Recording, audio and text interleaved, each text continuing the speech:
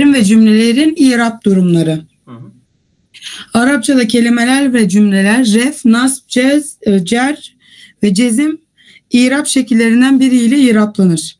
Ref halindeki kelime veya cümle merfu. Bu grubu oluşturan kelime ve cümlelere merfuat denir. Evet. Nasb halindeki kelime veya cümleye mansup. Bu grubu oluşturan kelime ve cümlelere mansubat. Cer halindeki kelime veya cümleye mecrur. Bu grubu oluşturan kelime ve cümlelere mecrurat. Cezm halindeki kelime ve cümleye meczum. Bu grubu oluşturan kelime ve cümlelere meczumat denir. Daha sonra i'rab hakkında geniş bilgi verilecektir. Kolaydır ha, değil mi? Şimdi Evet. merfuatlara geçecek. Merfuatlar yani raf alan isimler. Evet. Buyurun. Merfuat. Ref halindeki kelime ve cümlelerdir. 9 kısımdır. Fail, Merfu. 2 naibi fail, Merfu. 3 müpteda, Merfu. 4 haber, Merfu. 5 kânenin ismi, Evet, merfu. 6 innenin haberi. Aynen. Leyse'ye benzeyen harflerin ismi, İsmi, evet. umumi olumsuzluk bildiren la'nın haberi, Haberi. önünde nasb ve cezm edatı bulunmayan muzari fiil. O da merfudur. Aynen. 18. bölüm. Fail, özne, el failu. 1. Çok Fail. güzel, çok kolaydır. Biz bu kitabı böyle yani eğlenceli bir şekilde bitireceğiz inşallah. Evet. Fail, fiil cümlesindeki özne işi yapanı gösterir. İrabı merfudur. Ra'a Mahmudun ebake. Mahmud babanı gördüm. Evet, irabını yap. Evet. Ra'a fiil. Ra'a fiil. Mahmudun fail. Ebake Mef'ul. mef'ul. Mef'ul. Evet. Sahife 92. Rabia ileyiz. Evet. Ke muzafun ileyh. Aynen. Nama el veledü fi gurfeti. Çocuk odasında uyudu. Not. Hiçbir durumda fail fiilinin önüne geçmez. Buna çok dikkat edilmelidir. Bak. Bunu bak kodlayın. Altı çizin yani ya. Fail fiilden önce gelmez. Mef'ul gelebilir. Mef'ul gelebilir. Ama fail fiilden önce asla gelmez. Evet. Fail zahir, açık veya muzmar zamir olarak gelir. Yani açık da gelebilir, zamir de gelebilir. Evet. Zahir fail. Müfret veya cümle olur. Müfret fail tek kelime veya terkip olarak gelir.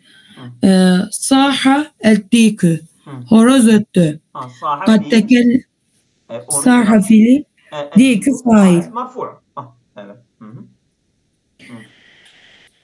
Kad tekelleme Ebu Halil'in ma'i.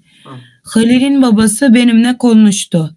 Kad harf, tekelleme fiil, Ebu Halil fail, Halil Ebu'nun muzafun ileyh. Ma'i kimle? Ebu marfu'dur. Onun raf alameti vav'dır. Vav. Çok güzel. Tamam. Devam edelim. Ma'i kiminle konuştu? Benimle car mecrur. Şeydir ha. Bu ma'a zarftır ya muzaf ileyh'dir. Ma'a harf değil. Biz görmedik ki ma'a zarflardan diye o. Ma'a zarf değil mi? Car mecrur değil mi hocam o işte? Hayır, ma'a zarftır. Ma'a zarf. Doğru zarf. Ma'a zarf mı? Evet, zarftır. Devam edin. Harfi cer değil mi? Eğlaka veledun sagirun babel hadikati. Küçük bir çocuk bahçenin kapısını kapattı. Eğlaka fiil. Veledun sagirun fail. Sagirun veledünün sıfatı. Babel hadikati hatırlayacağım. Mef'ulun bihi. Babel hadikati muzafun ileyh. Evet. Ehibbul mü'minu billahi. Uhibbu fiil. El mü'mine billahi fail. El mü'minu. Ne hocam, el mü'minu billahi olması gerekmiyor muydu bunun? Fakat şa'a i'rabu ma'a harfu cerrin ve hâzâ hata'un. Bak. Tamam mı? Ben bir i'rab Google'da aradım. Fakat şa'a i'rabu ma'a harfu cerrin ve hâzâ hata'un. Bidelil tenvini fi kavlike ma'an. Tenvin alıyor. Tenvin alıyorsa isimdir. Tamam mı? ها ومعلوم أن التنوين من علامات الأسماء لا تقع مع حرف جر. تمام مı? ولا ثلاثة أعاريب ظرف مكان إذا أضيف إلى المكان نحو أنا معكم. ظرف زمان إذا أضيف إلى الزمان نحو جئت مع فجري. Ya vesaire. Oldu mu? Şimdi belli oldu değil mi? Evet hocam. Zarf. Evet. Evet. Buyurun. Uhibbu el mü'mine billahi. Uhibbu muzari fiil. Ben severim. Ben seviyorum. Ene. Kimi seviyorum? Gezi faali var. Ene. Ene. El mü'mine. El mü'mine billahi. El mü'mine mef'ul. El mü'mine mef'ul. Billahi car mecrur. Aynen. Tamam. Evet. Cümle olan fail. Yusirruni ene tenceha. Yani şimdi başarmam beni sevindirdi. Sen biliyor muydun ki cümle de fail gelebilir? Bak. Cümle fail gelebilir ha. Ya evet. Yusirruni en tenceha. Başarman beni sevindirdi. Bak beni sevindiriyor. Kim? İrabını yap. Yusirruni beni fiil. Nuni vikaye. Ya mef'ul. Ya mef'ul. En tenceha fail. Cümle yani fi tevilil mazdar tevilinde yusirruya fa'lu. Yani bak tevilil mazdar şöyle olur. Yani yusirruni necahuke. Yusirruni necahuke. Çünkü eni mazdariyedir. O fiili mazdarlaştırıyor.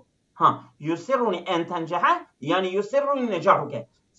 Senin başarın beni sevindir. Beni sevindiren nedir? O faildir. Yani beni sevindiren şey nedir? Senin başarındır. Oldu mu? Şimdi burada fail cümle fail oldu değil mi? Evet. Oldu.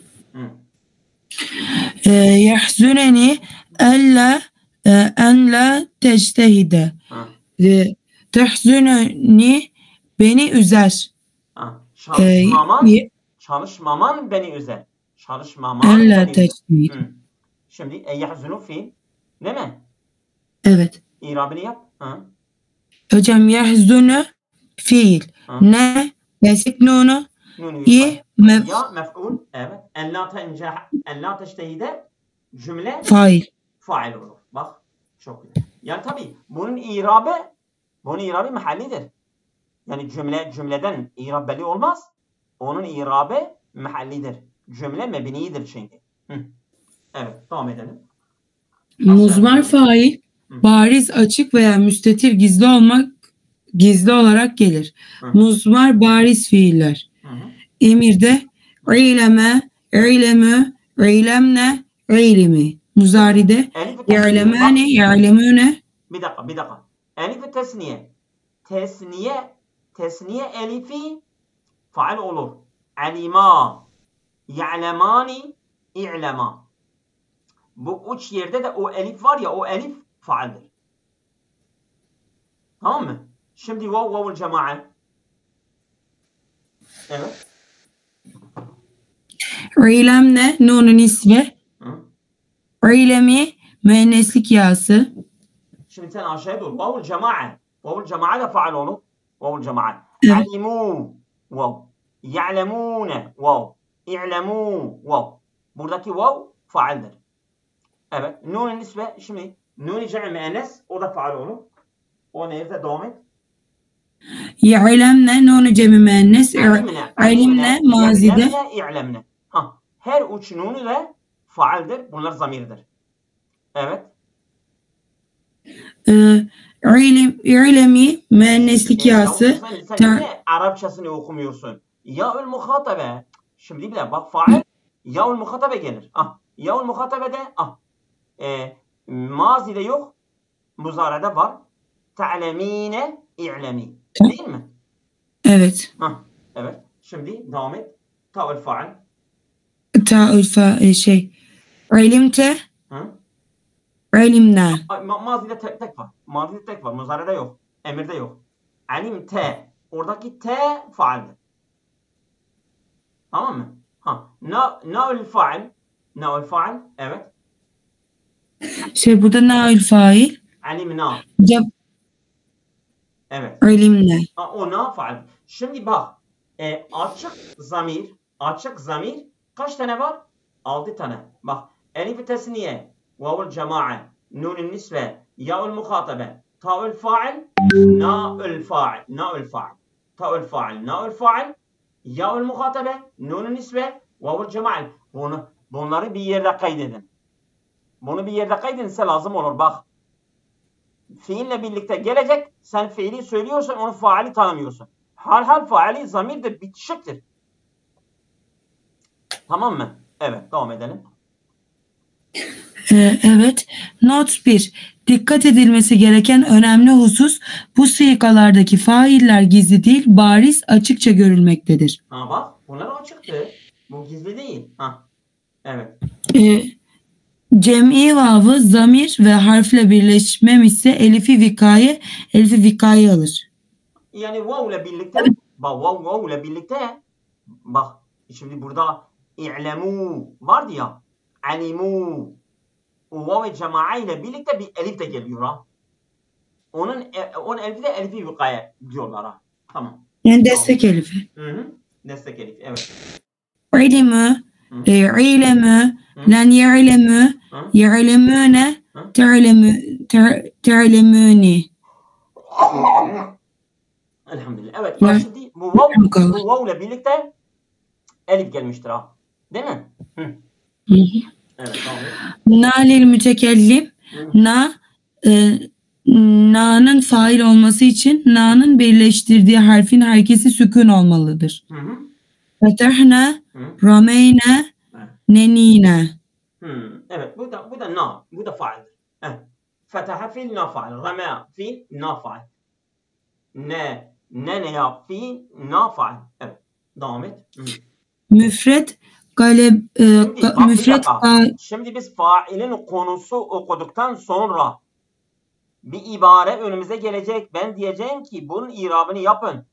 Bir fiil gelirse onun faali bulmasından sıkıntı çekmemeniz gerekir. Dikkatli olun. Biz boşuna burada okumuyoruz ha. Bir fiil gelir. Mesela caminin başında. Cami bir kitaptır. Başına geçiyor. Diyor ayıptır ki bir irabcı için mübteda gelirse onun haberi bulmazsa, bir fiil gelirse onun faali bulmazsa ayıp olur. Bir fiil geldi, faalini bilmiyorsun. Sen faalin konusu okudun. Niye bilmiyorsun? Bilmemiz gerekir ha. Bak dikkatli olun. Hocam ben unuttum. Unutulmaz ki. Tekrar biz o konuya geri dönemeyiz. Aynı mesela biz Türkçe bir gramer kitabı okuyoruz değil mi? Bundan sonra biz Arapça, aynı bunun gibi bir Arapça gramer kitabı okuyacağız. Ben önünüze bırakacağım, siz okuyacaksınız. Su gibi de gideceksiniz. İnşallah. Hadi ya Allah. Allah'ın izniyle. Müfret gaibe, ilimet, sigasındaki sakin ta, fail, zamir değil, fiilin müennes bir faile ait olduğunu gösteren alamet harftir. Bak, alimte ayrıdır. Alimte harekeli ta. Ama alimet sakin ta ayrıdır. Alimte harekeli ta zamirdir, faildir. Ama alimet sakin ta burada dişilik alametidir. Bunu karıştırmamak lazım. Bir daha söylüyorum. Bak. Alimet bu sakin ta. Alimte harekeli ta. Harekeli ta o ta zamirdir, faildir. Ama alimet buradaki ta zamir değildir. Bu dişilik alametidir. Haydi. Ya Allah. Devam ediyorum. Muzmar müstetir zamir olan gizli fail. Emirde i'lam. Muzari'de Halidun yezhebu. Aişetü Bir tezhebu. dakika.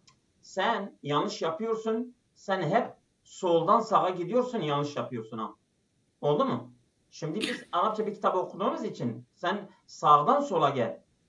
Anladın? Şimdi huve gizli bir zamirdir. Huve nerede gizlidir? Mazi fiilden gizlidir. Mesela Halidun zehebe. Burada. Halidun müpteda, zehebe fiil. Faali nerede? Huve'dir. Gizli huve Halid'e dönüyor. Bu zehebe huve Halid'e haber olur. Aynı zaman devam et. Hüve mazide Halidun zehebe. Muzari'de Halidun yezhebu, emirde yok. Şimdi her ikisinde de huve gizlidir ha. Onun faali gizlidir. Huve'dir. Tamam. Şimdi hiye gelebilir. Hiye Aişetü zehebet. Aişetü tezhebu. Her iki zehebet tezhebuda hiye gizlidir, faildir. Evet. Ente mazide yok. Muzari'de Ente te'lemü. Ente i'lem.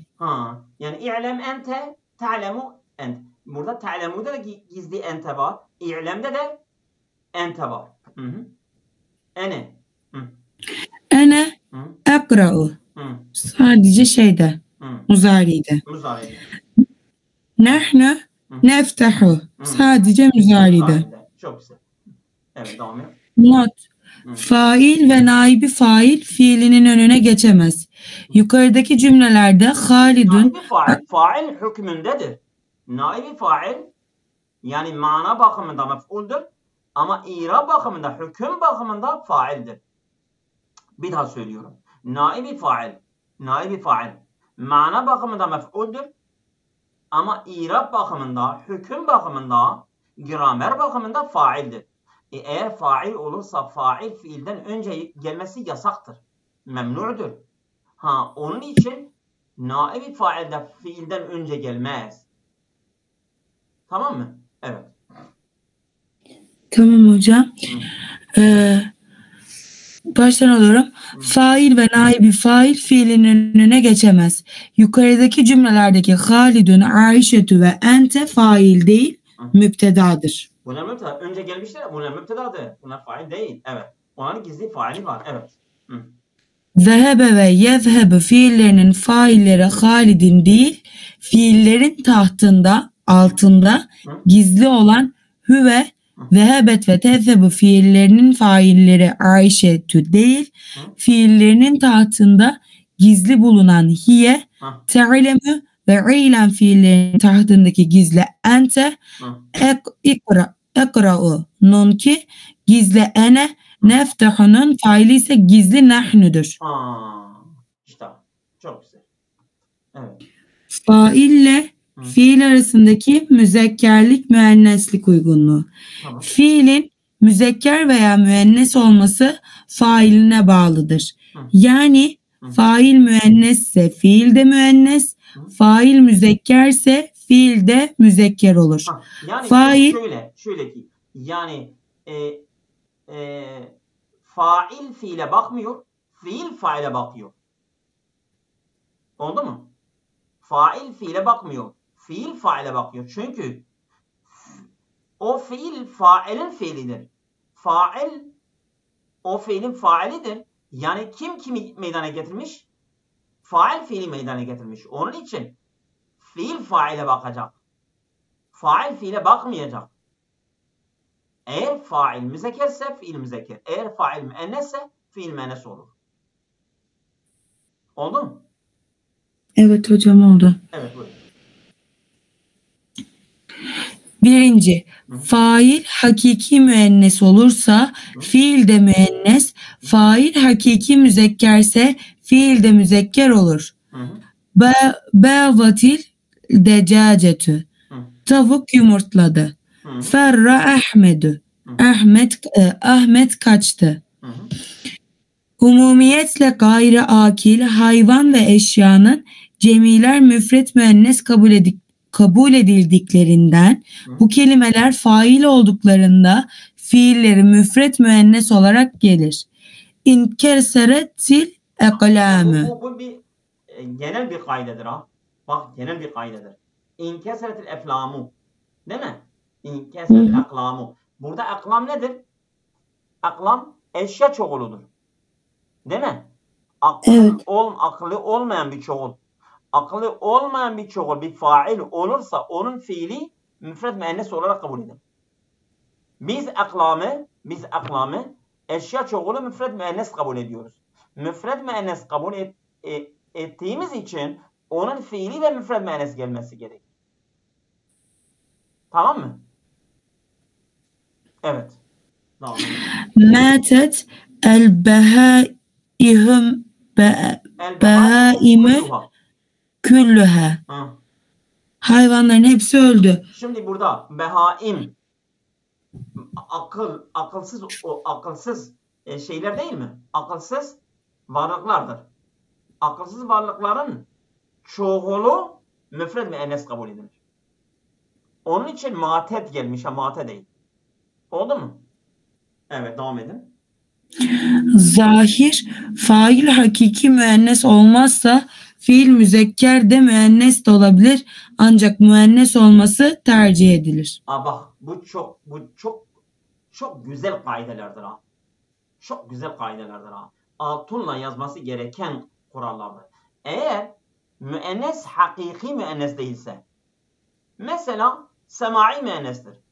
Şems gibi şems. Araplar şemsi müennes olarak kabul etmişlerdir ama bu hakiki müennes değil ki. Hakiki müennes karşısında müzekkeri olan müennestir. Hakiki müennes karşısında müzekkeri olan müennestir. Ama şems karşısında herhangi bir müzekker yok. Bu müennes-i semaidir. Eğer müennes-i semai ise, eğer fail müennes-i semai ise fiil müzekker de gelebilir, müennes de gelebilir. Ama müennes olması tercih edilir. Bak bir daha söylüyorum. Evet. Bu kolaydır ama çok hoş bir kaydedir ha. Bu çok önünüze gelecek. Eğer fail müennesi gayri hakiki ise, yani müennesi mecazi, müennesi semai olursa, yani karşısında müzekkeri olmayan bir müennes. Araplar müennes kullanmışlar ama bu gerçek bir müennes değildir. Eğer böyle bir fail olursa onun fiili nasıl gelir? Müzekker, müennes gelebilir. Ama müennes gelmesi tercih edilir. Buyurun. Tala'ati şemsü. Ben bu kaideler ben tekrar gelecek ve size soracağım. İstersen kaydedin, kavrayın, öğrenin, isterse öğrenmeyin. Demeyi gelmeyecek. 2 kere 2 4 eder. Kesinlikle gelecek. Siz bilirsiniz. Evet, devam edin. İnkeseratil fe'sü. İnkeseral fe'sü. Balta kırıldı. Şimdi fes demek ki fes de müennesi semaidir. Fes balta. Müennes semaidir. İnkeseret tercihdir. İnkeseret müzekker de gelebilir. Evet. Fail hakiki müennes olduğu halde fiilden ayrı düşerse, aralarına başka bir şey girerse fiilin müzekker ve müennes olması caizdir. Ayrı bir kayde. Bak, ayrı bir kayde. Eğer mesela mef'ul, fail ve fiilin arasına girerse o müenneslik özelliği biraz düşüyor sanki. O fiil yani müzekker de gelebilir, müennes de gelebilir. Yani mesela fail müennesi hakkidir. Fail müennesi hakkidir. Ancak fiil ve fail arasındaki bir fasile olduğundan dolayı fiil müzekker müennes gelebilir. Bak örnek ver. Evet. Hadaral kadiye imraetun. Hadaratil kadiye imraetun. Hakimin huzuruna bir kadın geldi. Şimdi imraetun müennesi hakki mi? Evet. Hakkidir değil mi? Ama kadiye mef'uldur. Kadi arasına girmiştir. Arasına girdiği için fiil ve fail. Fiil ve müennesi hakkı failin arasına mef'ul girdiği için sen fiili müzekker de müennes de getirebilirsin. Oldu mu? Evet hocam. Çok güzel. Çok güzel kaydelerden. Bugünkü ders yani çok güzeldir ha. Evet. Müzekker fail ile müennes fail atıf suretiyle bir araya gelirse önce bulunana bakılır. Önce bulunan matufun aleyh, müzekkerse fiil de müzekker, müennesse fiil de müennes olur. Hallet Anladın şimdi ne diyor değil mi? Yani ya hocam siz anlatın. Her ikisi de atıfla bir arada geliyorlar. Sen öncekine fiil öncekine bakacak. Önceki müzekker fiil müzekker. Önceki müennes fiil müennes. Evet. Müzekker fail ile örneği vereyim şimdi. Hallet talibi ve talibetü el meselete. Evet. Erkek öğrenci ve kız öğrenci problemi çözdüler. Halletil talibetü. Bir dakika. Şimdi et-talibu ve talibetu birisi müzekker birisi müennes değil mi? Ama birincisi müzekkerdir. Onun için fiil müzekker gelmiştir. Halle. Değil mi? Şimdi ikinci örnek. Evet. Halletit talibetü ve talibü el muadelete. Kız öğrenci ve erkek öğrenci denklemi çözdüler. Şimdi burada et-talibetu müennestir. Birinci o gelmiştir. Onun için fiil hallet müennes gelmiştir. Değil mi? Evet. Evet. Kur'an-ı Kerim'le eski metinlerde değişik sebeplerden bu kaidelerin dışına çıkıldığı görülmektedir.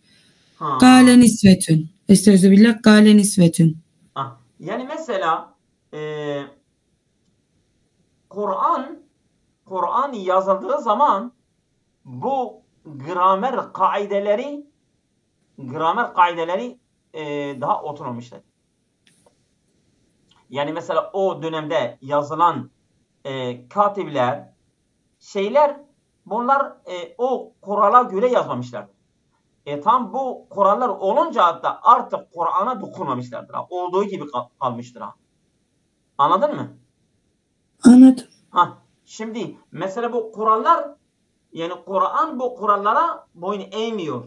Kurallar Kur'an'a boyun eğecekler. Ama biz onları dışı bırakmışız abi. Biz yani o gibi kalmış. Mesela kâle nisvetün. Kâlet nisvetün. Gelmesi gerekirdi ama kâle nisvetün demişler. Evet.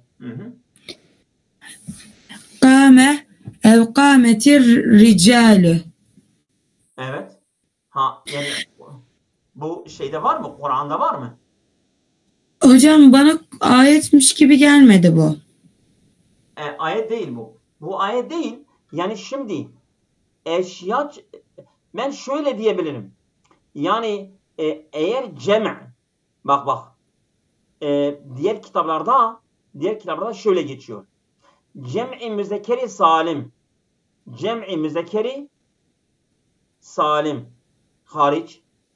Bu cem'i müzekkeri salim olursa fiil illa müzekker gelecek. Ama diğer çoğullar anladın? Diğer çoğullar ise de cem'i müennes olsun, ise de cem'i müzekker kırık yani cem'i mükesser olsun. Mesela nisvet cem'i müennestir. Rical cem'i mükesserdir. Değil mi? Buralarda fiil hem müzekker gelebilir hem müennes gelebilir. Kâler rusulu kâletir rusulu. Resulün çoğulu değil mi? Evet. İşte bu müzekker çoğuludur. Kâlet de gelebilir, kâle de gelebilir. Kâme ricalu ev kâmetir ricalu. Bak aynıdır Kur'an'da da geçiyor. Kâletir rusulu bir ayette, kâler rusulu bir ayette. Ben bir daha söylüyorum. Bak bunu çok dikkat edin. Şimdi cem-i müzekkeri salim vav ile nun müslimune bu eğer fail olursa onun fiili kesinlikle müzekker gelir. Bunun dışında cem'ler ne olursa olsun cem'ler müennese gayri hakkidir. Cem'ler müennese gayri hakki olarak kabul ediliyor. Müzekker de olsa müennes de olsa mesela nisvetün, ricalün bunlar çoğuldur. Ama cem'i müzekkeri salim değil Bunlar cem-i müzekkeri salim değil. Bu durumda fiil bunlarla müzekker de gelebilir, müennes de gelebilir. Anladınız mı? Bir daha söyleyeyim mi? Söyleyin hocam bir kere daha. Şimdi. Ben söyleyeyim mi? Sen söyle Güzel. Hocam şimdi şimdi akılsız çoğullar müfret müennes sayılıyor. Tamam. Mesela diyelim rical gibi böyle rusul gibi müzekker olduğu halde kırık çoğul gelirse bunun müfret müennes de gelmesi mümkün. Müfret müzekker gelmesi de mümkün. Ben bunu anladım anlattıklarınızdan. Yani onların fiili müzekker de gelebilir, müennes de gelebilir Evet. Tamam. Evet, devam et. Eğer fiille fail arasına illa girmişse fiil müzekker olur. Ma ca'e illa filanetün. Yalnızca filan kadın geldi. Bak filanetün müennes değil mi? Müennestir. Müennes. Ama illa geldiği için fiil müzekker gelmiştir. Gelecek yani Anladın? Evet. Evet.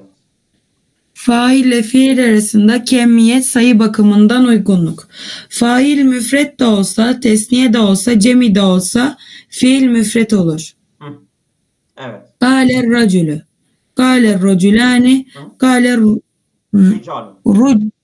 racülü. Şimdi fail müfret, tesniye cemi ama fiil müfret. Bitti. Değil mi? Alo. Hocam çünkü kural böyle. Kural böyle. Yani eğer fail müfret, tesniye cemi olsa dahi fiil müfret olur. Kale. Raculu, raculani, ricalu. Evet, devam et.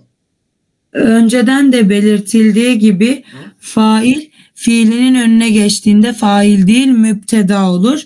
Bu hususa çok dikkat edilmelidir. Belirtildiği gibi fail fiilin önüne geçtiğinde fail değil. Bu şöyle. Yani mesela racul fail de değil mi? Kâle raculu. Ama sen onu önüne alsan artık fail değil o. O fail değil Er-raculu kâle. O racul mübtedadır. Er-raculani kâlâ. Fiil ikil geldi ama er-raculani fail değil. Er-raculani mübteda. Kâlâ fiil o elif fail olur. Er-ricalu kâlu. Er-ricalu mübteda. Kâlu fiil vav faildir burada. Tamam mı? Evet. Er-raculu kâle. Mübteda haber. Er-reculani kâle. Mübteda haber. Er-ricalu kâlu. Mübteda haber. Yani rical mübteda, kâlu haberdir. Yukarıdaki cümlelerdeki er-racülü, er-raculani, er-ricalu kelimeleri fail değil müptedadır. Gale fiilinin faili müstetir gizli, hüve galeninki tesniye elifi galu nunki ise tesniye camı vav'dır. Cemi vav'ın vav'dır. Aynen. Hocam ben çok okudum. Evet, başka arkadaşlarımız da okusun. Rabia hocam okuyabilir. Müsaitse. Alo. Damlacı hocam. Müsaitsen buyurun.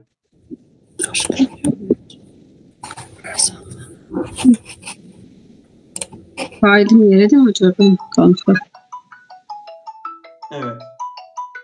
Bu failin yeri. Fail umumiyetle fiilden sonra gelir. Evet. Bazen araya başka unsur da girebilir. Yusafirut talebetu ila Avrupa taleben lil ilmi.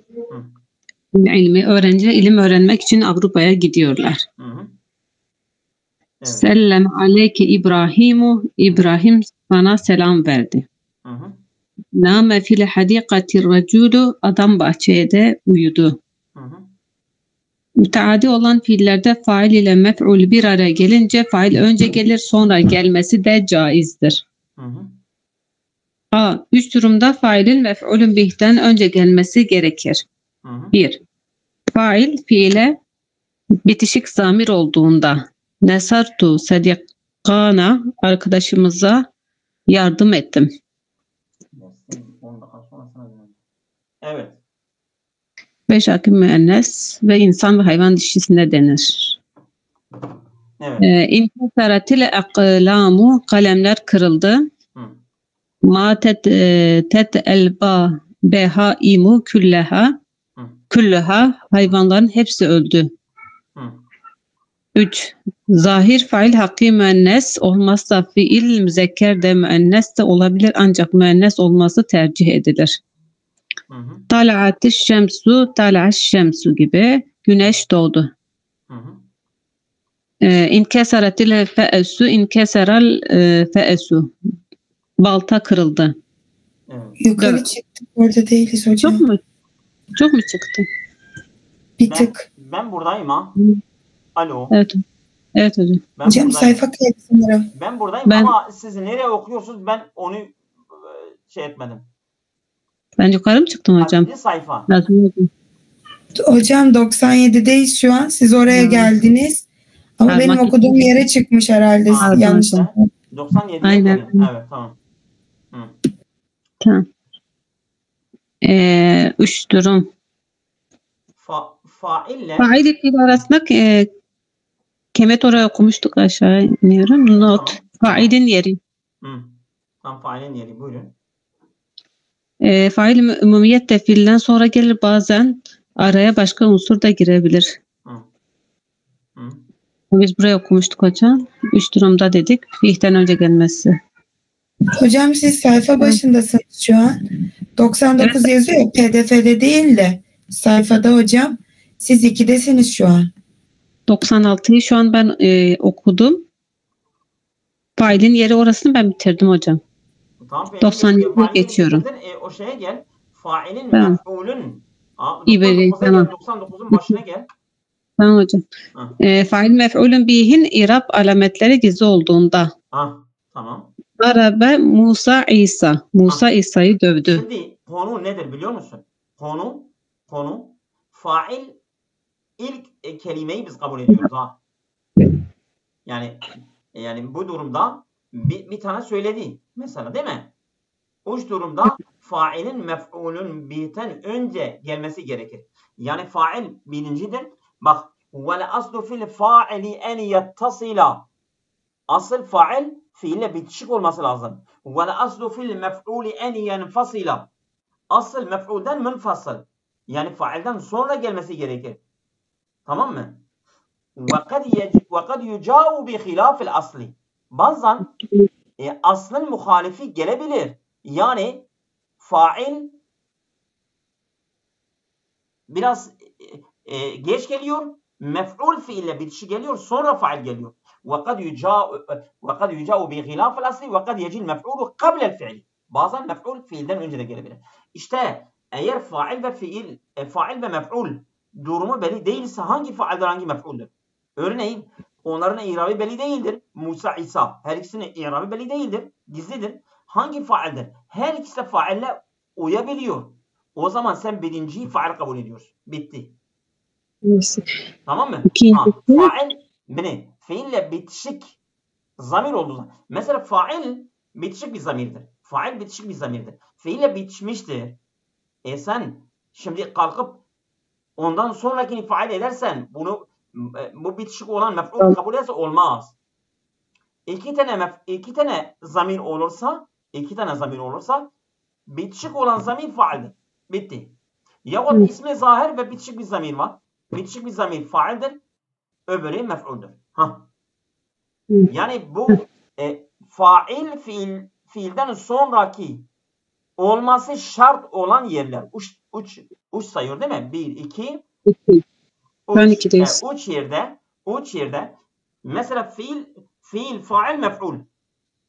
Sen birinciyi fail olarak kabul etmen şarttır. Bu 3 yerde ha. Evet. Buyurun. 3 mef'ulün bih'te hasır. Özellik veya hükmün kendisine ait olması kastedilince innema ra'e Ebu Ahmed'e Amren.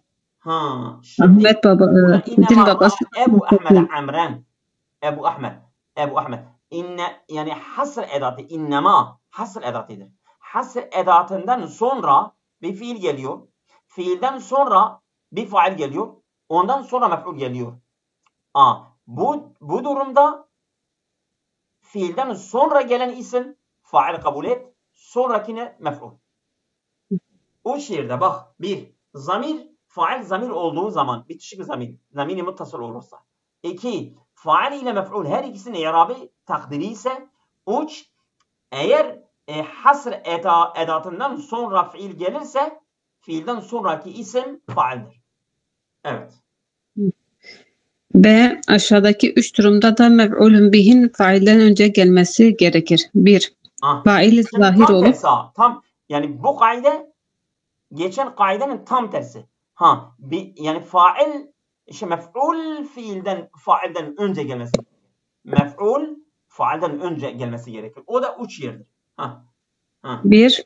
Fail zahir olup mef'ulün bih fiile bitişik bir zamir olursa da'ake ebuke baban seni çağırdı. Burada ke bitişik zamirdir. Mef'uldir. Ebuke faildir. Bitişik bir zamir mef'ul olursa o fiilden önce gelmesi, failden önce gelmesi gerekir. Da'a fiil, kaf mef'ul, ebu fail. Tamam, devam et. 2. Failde mef'ulün bihe giden bir zamir varsa ya ba'al hisane sahibuhu sahibi atı sattı. Şimdi burada ba'a fiil, el hisane mef'uldur, sahibuhu faildir. Sahibu failden bir zamir var. O zamir nereye gidiyor? Hisane gidiyor. Mef'ule gidiyor. Zamir bak sağa doğru geliyor. Sola doğru gitmiyor. Sen hisane sahipten sonra gelirsen o zamir nereye gidecek? Zamirin merce'i belli olmuyor.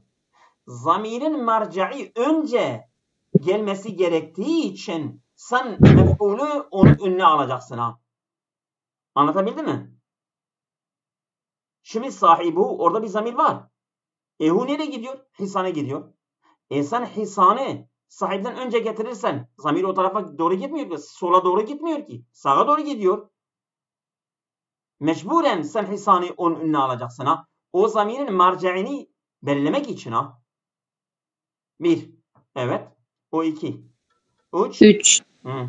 Failde hasır el-hasru özellik ve hükmün kendisine ait olması kastedilince innema darabe Muhammedu Aliyyun Muhammed'i başkası değil ancak Muhammed Ali vurmuştur. Yani burada hasredilen mef'ul olursa, fail olursa o zaman fail en sona gelir. Mesela geçen seferden yani hasredilen mef'uldi. Ama burada hasredilen faildir. Hasredilen fail olduğu için sen faili sona alacaksın. Mecburen. Almazsan mana yanlış olur ha. Evet. Failin diğer özellikleri. 1. Evet, çok konumuz var mı? Var. Değil mi? Burada duralım. Tamam mı?